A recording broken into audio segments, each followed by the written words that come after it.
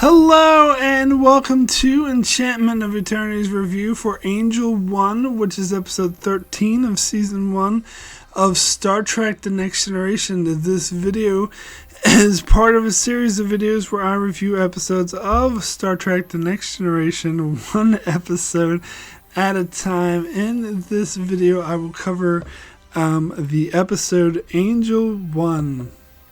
Angel 1. Hey, stop attacking my hand. Anyway,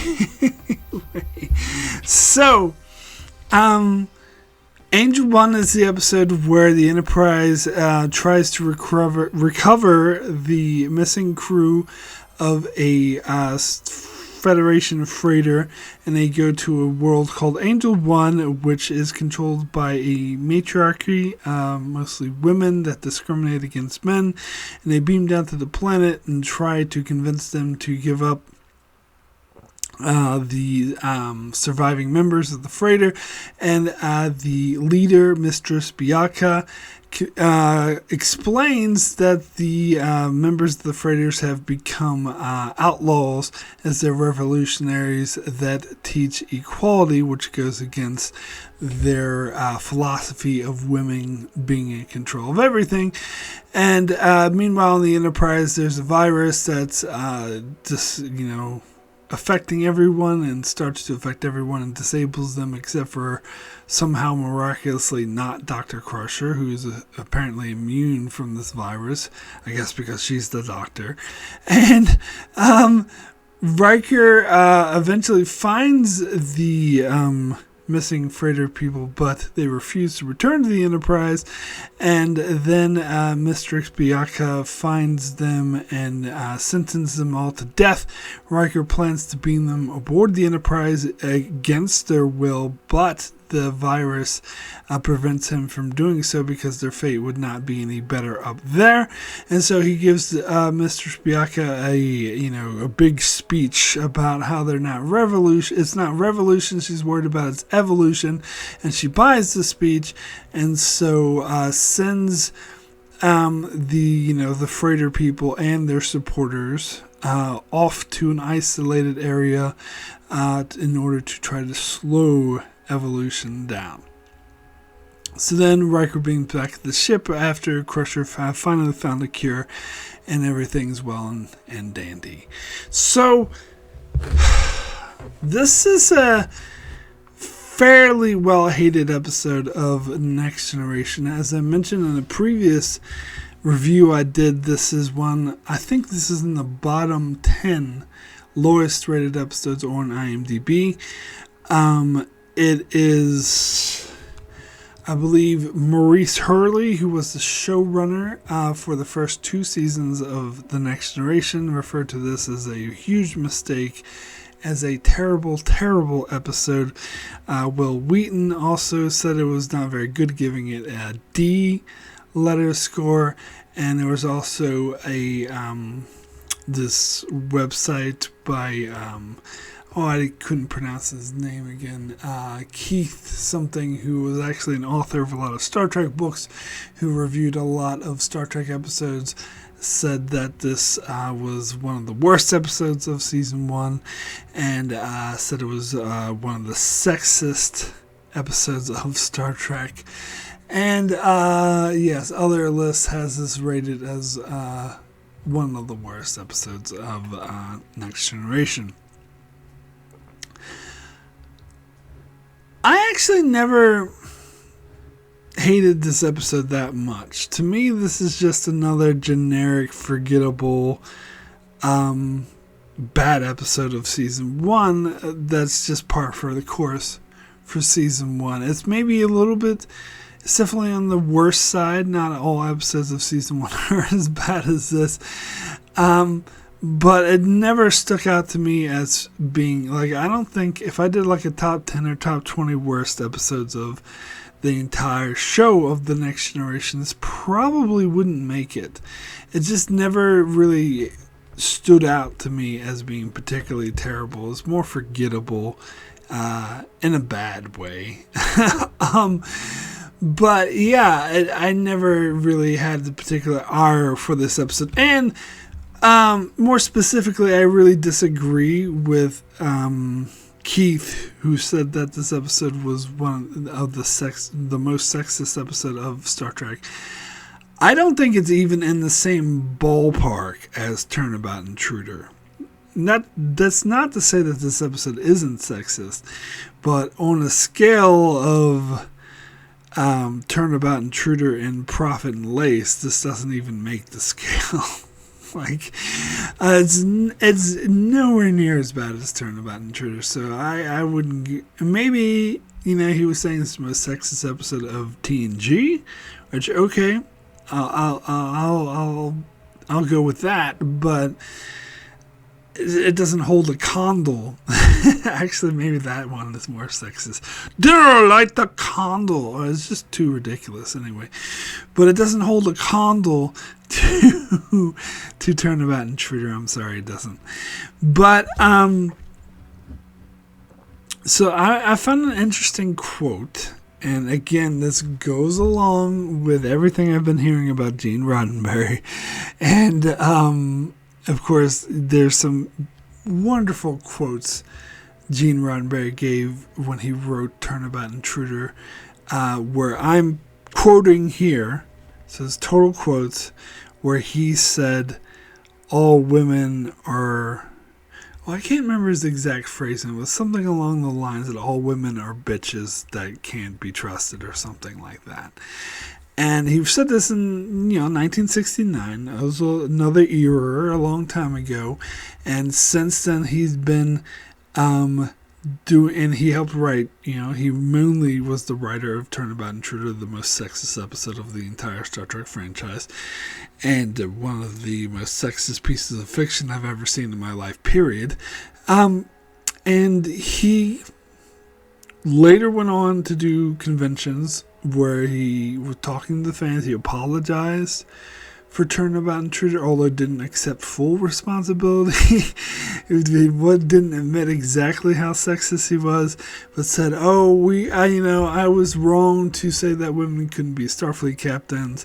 I was saying that Starfleet had a flaw, and I was trying to say there was a glass ceiling, and it was wrong of me. I shouldn't have done that. But no, you were not saying Starfleet had a flaw. You were saying that women shouldn't be captains. That was clearly the whole point of that episode. But anyway, if you want more information of that, you can watch my full-length review of that episode, where I went into great detail dissecting all the particular lines and the behind-the-scenes info that really does cement that. But since then, he's done conventions, and in the 70s and early 80s, he, apologized for the episode. He said that that was wrong of him, and that he turned a new leaf, and that he's a totally new and different person, and he supports women's rights. So, interesting that I come across this quote from, let's see, let me bring this up, from Herbert J. Wright, who I believe was either a writer or director. I think he was a writer on this episode. Hold on, let's see if I can bring up the credits. Don't you just love how prepared I am? Let's see. Doesn't have. Alright, it doesn't have the directors listed here. I have to find that somewhere else. Here we go. Now, the director was Michael Ray Rhodes, and the writers were Gene Roddenberry, Patrick Berry, and Tracy Torme. Okay, so, sure, not Robert, whatever his name was. God, I am so professional. Let me find the quote again. Herbert J. Wright. He was a producer, I think. But anyway, he was involved in this episode somehow. Anyway, my sloppy research aside, point is, there's this interesting quote from him. So when he's talking about an early story meeting, so he must be a writer, an early story meeting about this episode with him, Patrick Berry, and Gene Roddenberry. So Bright explains, so I'm quoting him directly. So one of the major issues that we didn't want to do was an Amazon women kind of thing where the women are 6 feet tall with steel D cups. I said the hit I want to take on this is apartheid, so that men are treated as though they are blacks of South Africa. Make it political. Sexual overtones, yes, but political. Well, that didn't last very long. Everything that Gene got involved with had to do with sex in it. It's so perverse that it's hard to believe. The places it was dragged into is absurd. We were talking about how women would react, and Gene was voicing all the right words again, saying, oh yes, we've got to make sure that women are represented fairly, because after all, women are probably the superior sex anyway, and it's real important we don't get letters from feminists, because we want to be fair, and we don't want to infer that women have to rule by force if they do rule, because men don't have to rule by force. Very sensible stuff. All of a sudden, something kicks in and he changes. And then quoting Gene Roddenberry again. However, we also don't want to infer that it would be a better society if women ruled. His voice becomes increasingly louder. Roddenberry continues that this was because women are untrustworthy, vicious creatures, which he angrily blurted out in a torrent of hateful verbiage. Concluded right. Then he looked out the window, looks at the outline, and says, okay, on page 8, and continues like that didn't even happen. This is apparently taken from the 50-year mission, the next 25 years. Which, yes. Oh, that's the same book I have. Yes. I didn't read that quote in the book. But anyway, yeah, it's taken from a book. So it's a quote from Herbert J. Wright. So basically, yeah, that Roddenberry still has problems with women. Even 20 years or 15 plus years past when he wrote Turnabout Intruder.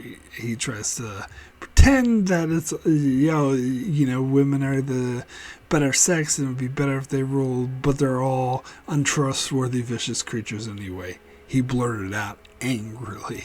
So, Gene Roddenberry, everyone. That's Gene Roddenberry. I guess the more you research him, the more it doesn't come off as the best guy ever. So, but the episode itself, I didn't really have a huge problem with it being really sexist. I think the point of it is that discrimination is bad no matter who you're discriminating against. It was like, taking it from a weird sci-fi perspective to try to put it out of context of what we would normally see, because we would normally see men being in charge of everything and being sexist towards women. So they flipped the script, and this is something many shows has done before as well, to have it women being the ones who are in control of everything and being sexist towards men, to kind of see, so to take it out of context, to make it very clearly that, hey, sexism and discrimination is bad no matter who's doing it, which is something I can agree with, but there's other people that noted that similar to Code of Honor, it's an interesting concept, but executed very poorly. Like, it doesn't really, like us, and according to Hubert J. Wright, that was the original concept, was to do something like that, was to make the comparison to, say, discrimination against black in South Africa. But instead, Roddenberry comes in and sexes it all up and adds sex in inappropriate places, which is when the story gets problematic.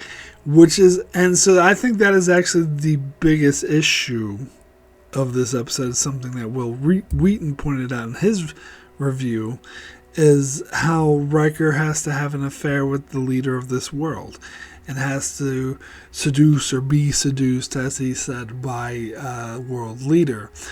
And how this moral leader, Mistress Bianca, just wants to jump Riker's bones. And again, like Will Wheaton pointed out, this is very reminiscent of the original series, and I totally agree. That is very similar to the Kirk thing, how Kirk, and I do believe that is how Gene Roddenberry originally wanted Riker to be, and he does come off a little bit that way in the first season. Thankfully, as Gene Roddenberry becomes less involved with the show, Riker evolves and becomes a better character and more than that. But this, I think, is actually one of the worst episodes of him having that same sort of Kirk has to go around and everyone has to be weak in the loins for Kirk.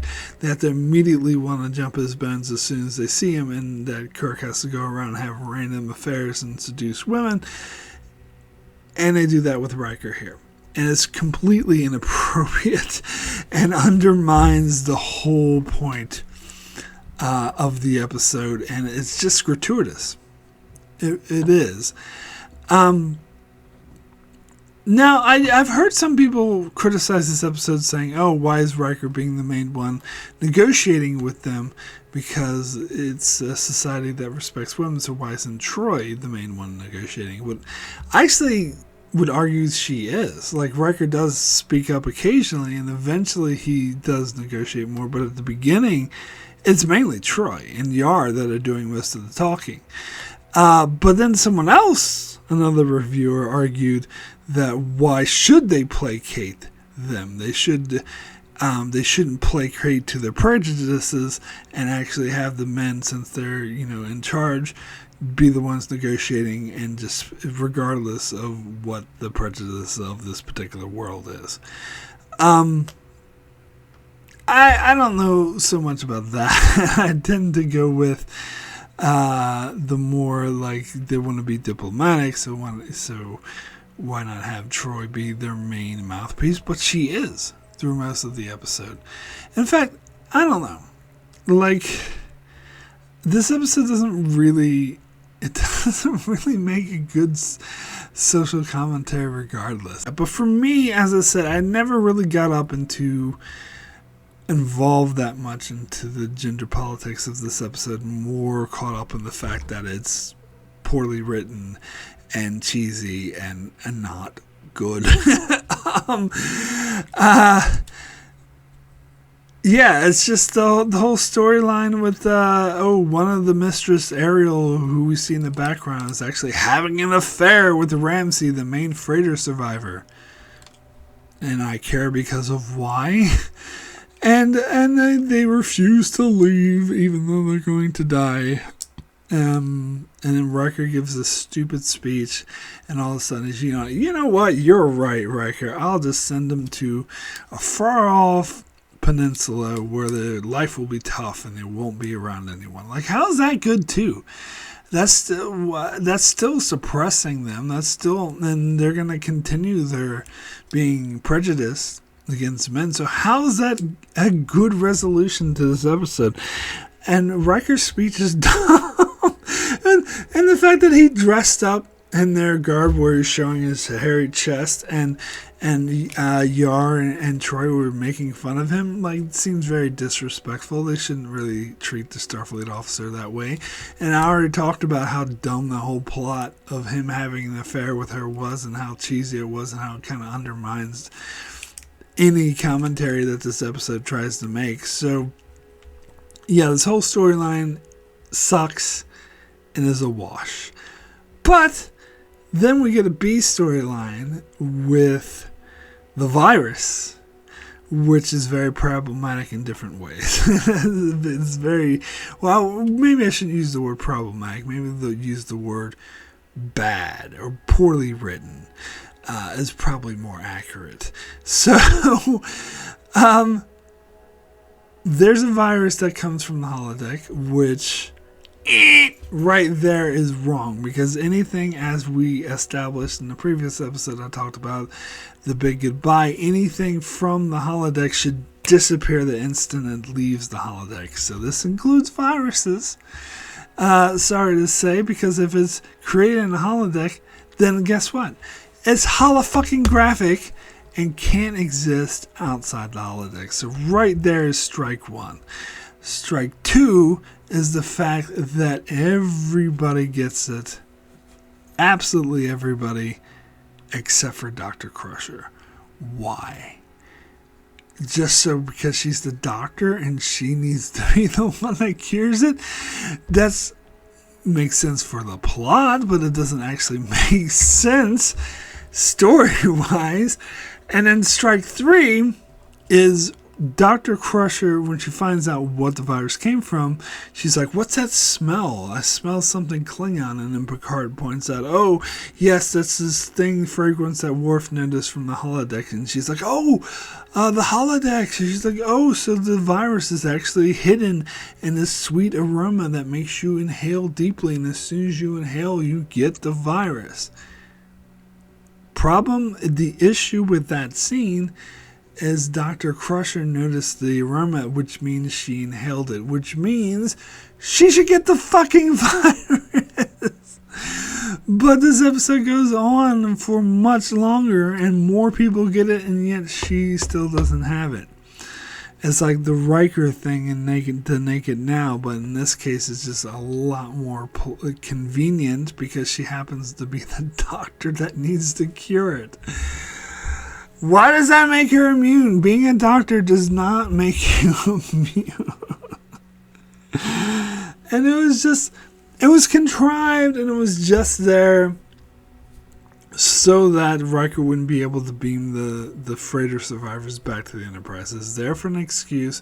It's there to give another tension, to give another ticking clock to this episode on top of the already poorly written bullshit that was going on the planet.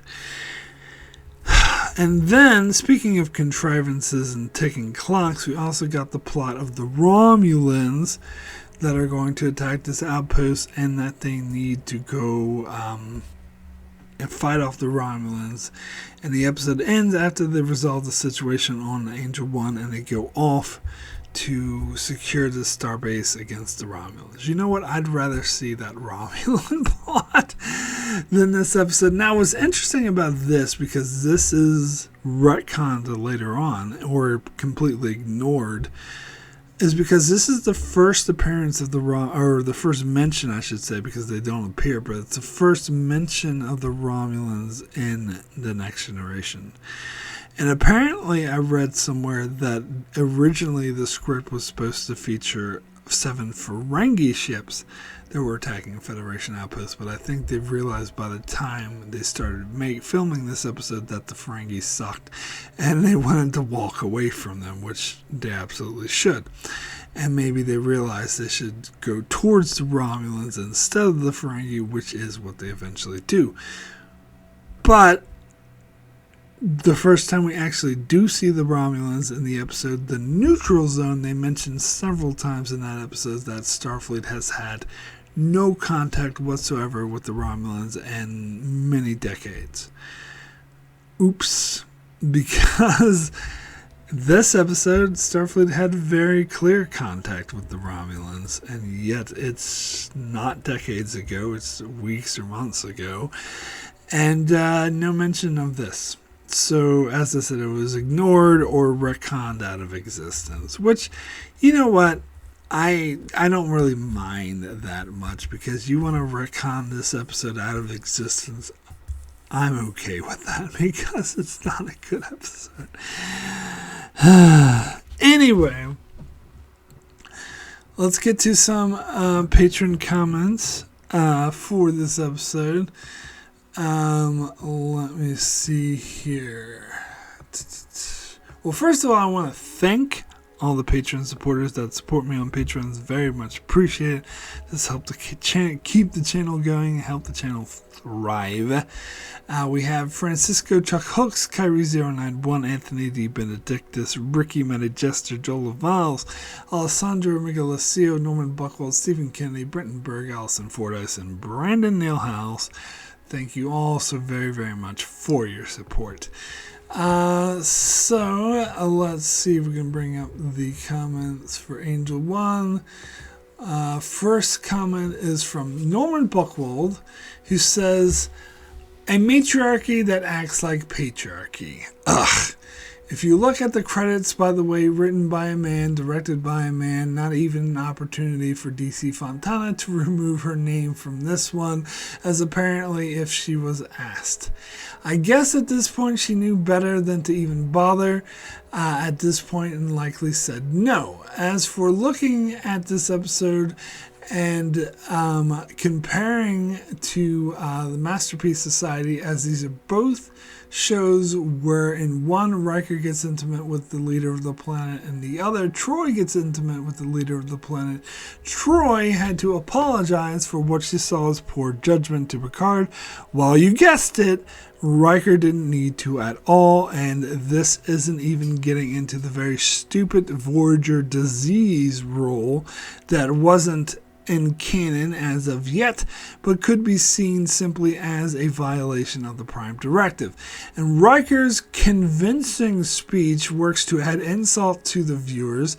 At least Dr. Crusher proved as a doctor she conveniently doesn't get contagious diseases, plot contrivance to explain why the Enterprise couldn't do anything at a crucial point.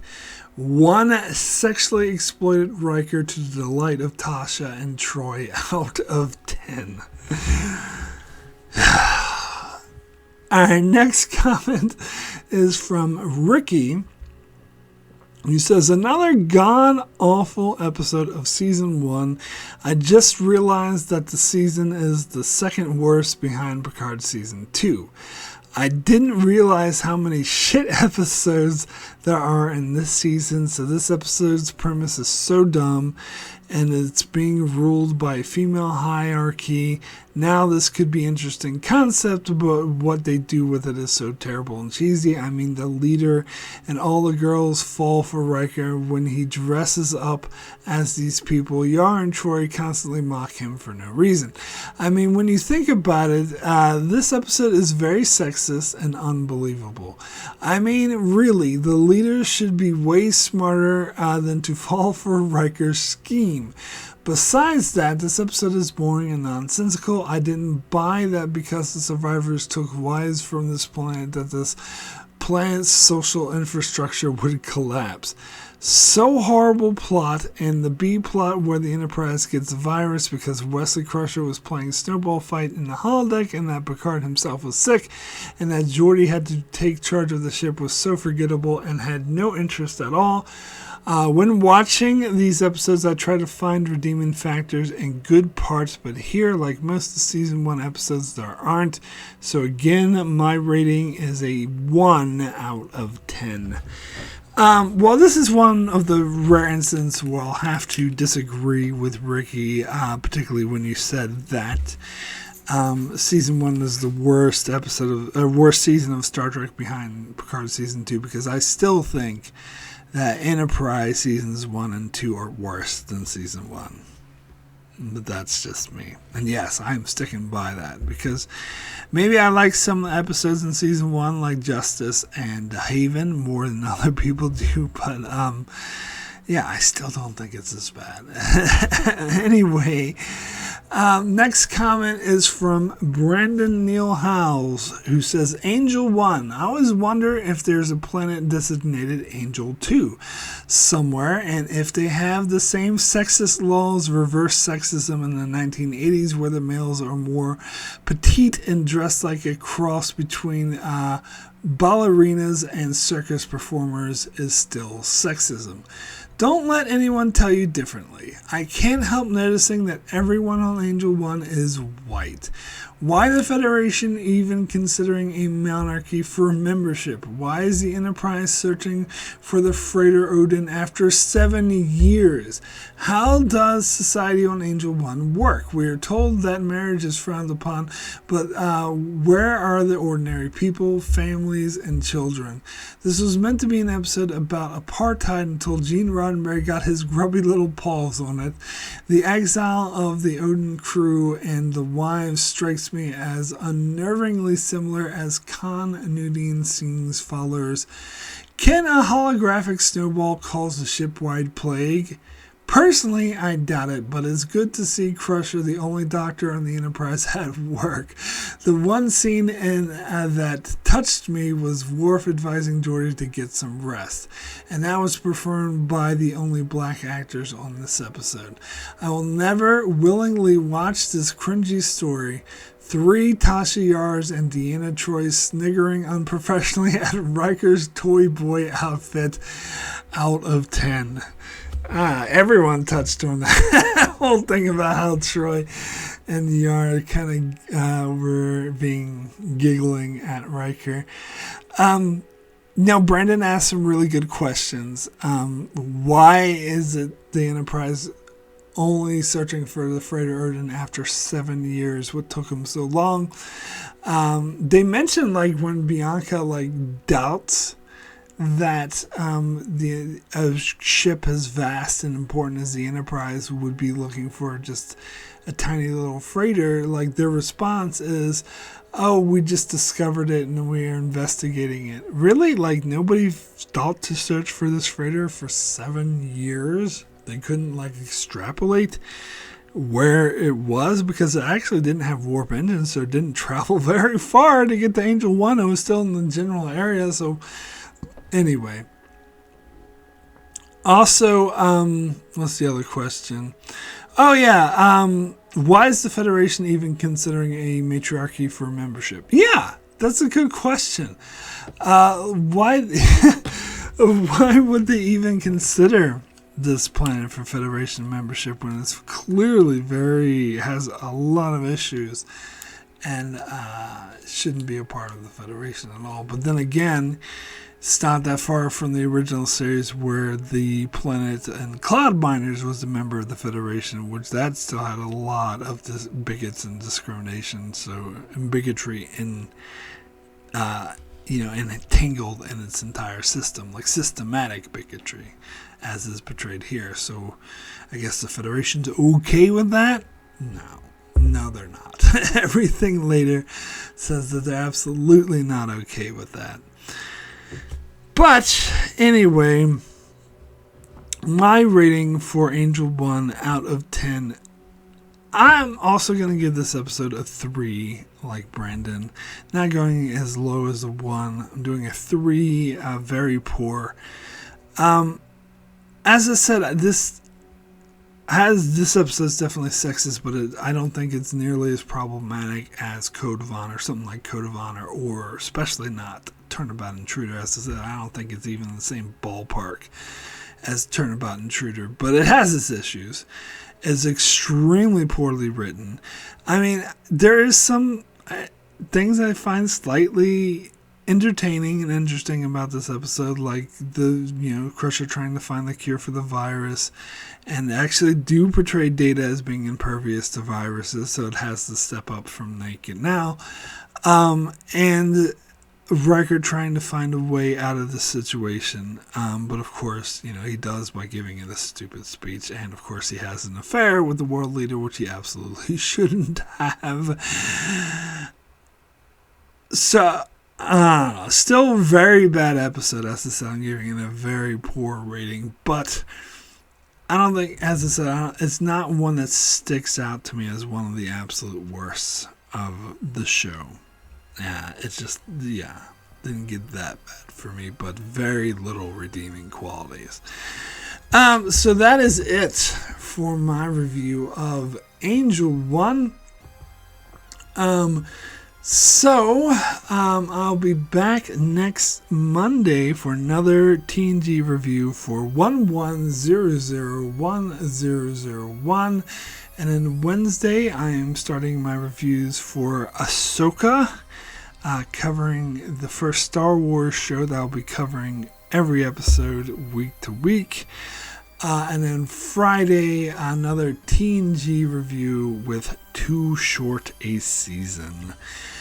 So that's what's coming up on Enchantment of Eternity. Be sure to check out my channel for that and many more videos on Star Trek and many videos on many other shows as well. So be sure to subscribe so you can keep up with all of that. Thanks a lot for watching.